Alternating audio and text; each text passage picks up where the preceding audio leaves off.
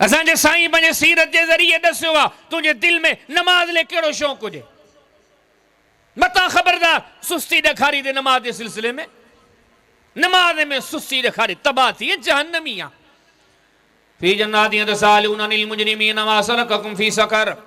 क़ालू lump नकु मिनल मुसल्लीन।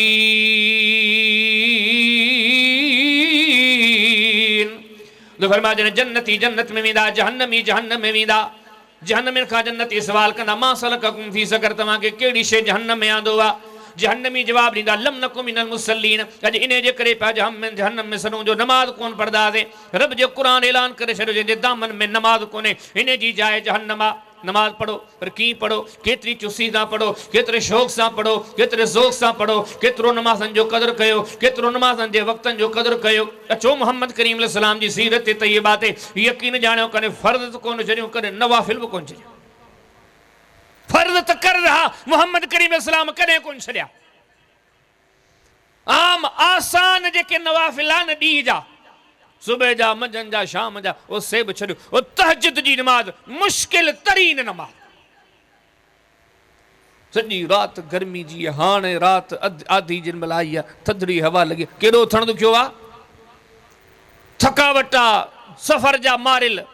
आराम जे लाइ नंढड़ी राति, हाणे जे राति जो पोयों पोइ शुरू थिए, केॾो सुकून आहे, केॾो आराम आहे। पर नबी जी सीरत पढ़ो, कीअं था तहज्जुद पढ़नि।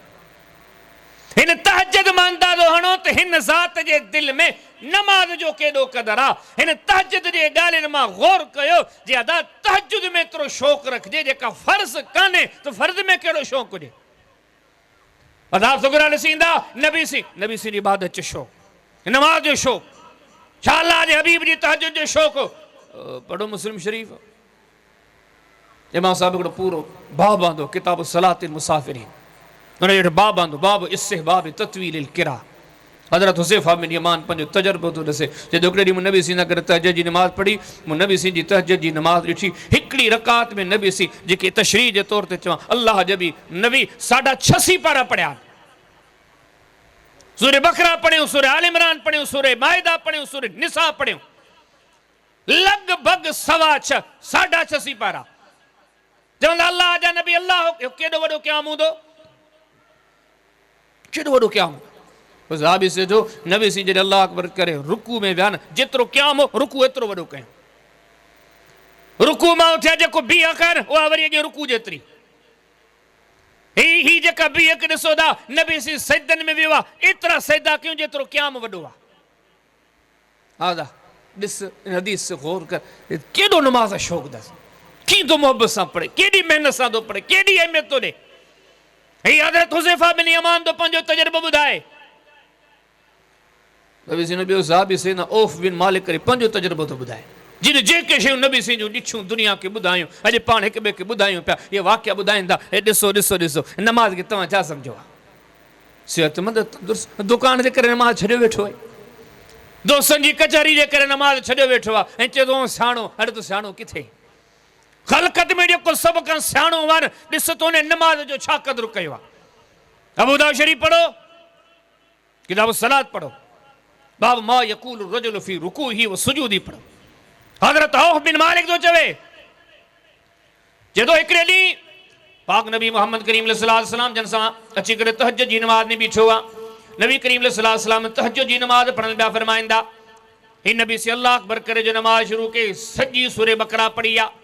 नबी से अल्लाह अकबर चई करे रुकू में विया। नबी से रुकू एतिरो डिघो कयो जेतिरो क़याम डिघो हुयो। वरी जेके नबी से अॻियां सजदा कया, सजदनि जे विच जी वेह कोई हिकिड़ो हिकिड़ो हिकिड़ो हिकिड़ो रुकन एतिरो वॾो हो क़याम जेतिरो। जॾहिं हिकिड़ी रकात नबी सी ईअं पढ़ी आहे, पाक नबी मोहम्मद करीम अलैहिस्सलाम जॾहिं ॿी रकात ॾियो छा, जेतो ॿी रकात में नबी करीम अलैहिस्सलाम सॼी सूरे आल इमरान पढ़ी आहे। 40 रुकू आहे सूरे बकरा, 20 रुकू आहे सूरे आल इमरान। नबी सी सॼी सूरे आल इमरान पढ़ी, डिघी नमाज़ पढ़ी करे, ऐं चए थो जेको नबी सी क़ुर पढ़े पियो ईअं बि कोन्हे महज़ पढ़ंदा पिया वञनि। ॾिसां त नबी करीम अलैहिस्सलाम ईअं था तिलावत कनि, तहज्जुद जे टाइम ते ईअं पिया क़ुर पढ़नि, हिकिड़ो त घणो पिया पढ़नि, ॿियो त वॾे गौरी वीचार सां पिया पढ़नि।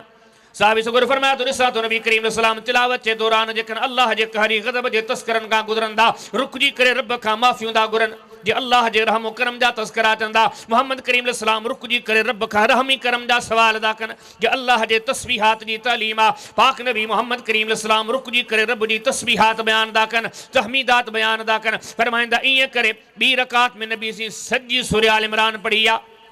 बरकातु सलाम वराए टी रकात में जब नबी करीम सलाम वरी नेसी बरकात शुरू कयूं फरमाइंदा वरी टी रकात में ॾिसां तो नबी सी सजी सूरह निसा पढ़ी आ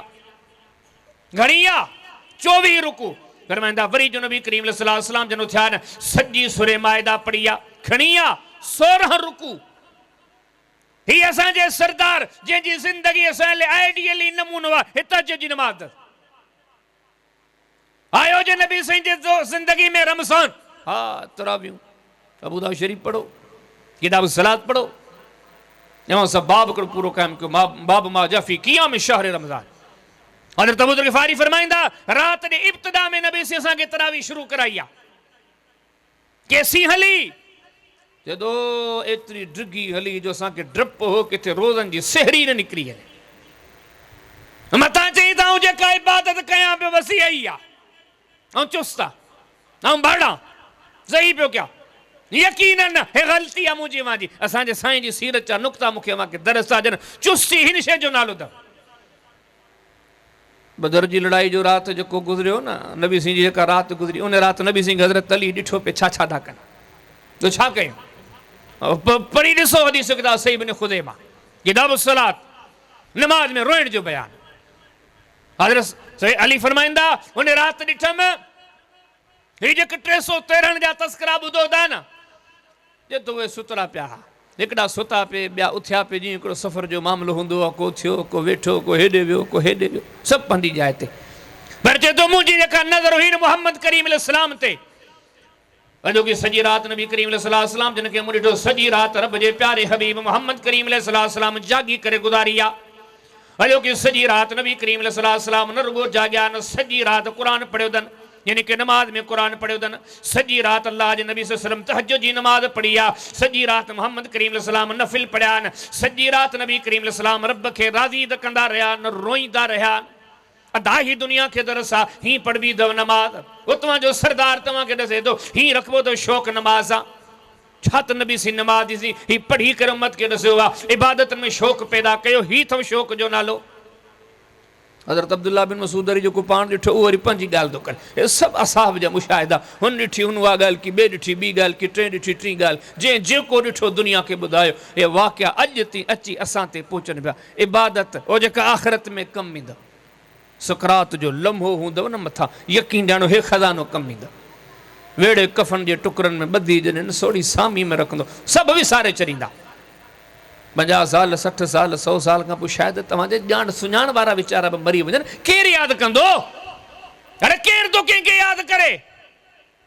क़यामत ते मुश्किल मरहला पर यकीन ॼाण जे रब खे राज़ी कयो हूंदी इबादतूं कयूं हूंदे इबादतूं तोखे अकेलो छॾींदी कोन इबादतनि जे सदके रब पंहिंजी रहमत तोखे जाइ जाइ नसीब कंदो पर कीअं उन इबादत जो क़दुर त करी खज़ानो कहिड़ो आहे सही मुस्लिम में किताब सलातिल मुसाफिरीन में बाब इस्तिहबाब तत्वील किरा नबी सिंह जो साथी आहे असाबनि सां साथियुनि सां वेही करे कचहरी थो करे चए थो यार हिकिड़ी राति मूं नबी सिंह सां गॾु तहज्जुद जी नमाज़ पढ़ी लक़द हममतु बि अम्रिन सूइन नबी सिंह सां बिही त विस नमाज़ में गॾु तहज्जुद जी नमाज़ में पर दिलि में हिकिड़ो बुरो ख़्यालु आयो हीअ ॻाल्हि पियो करे इरादो कयमि तूं अमल कया अॻे माण्हू जॾहिं हीअ जुमिला ॿुधा हुन फिलफोर पुछा की वमा हममत नमाज में वरी बुरो ख़्यालु कहिड़ो आई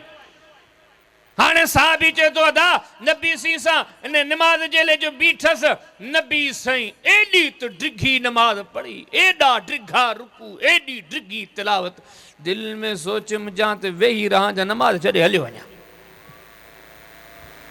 ही पहिरियों नमाज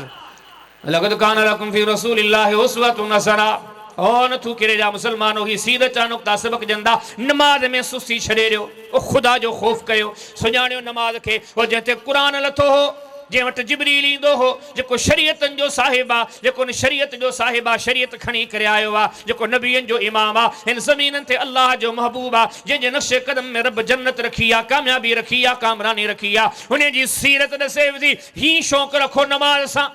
फर्द तो फर्द पर तहज्जुद सां भी शौक़ रखो जो इंशाअल्लाह रखंदासीं।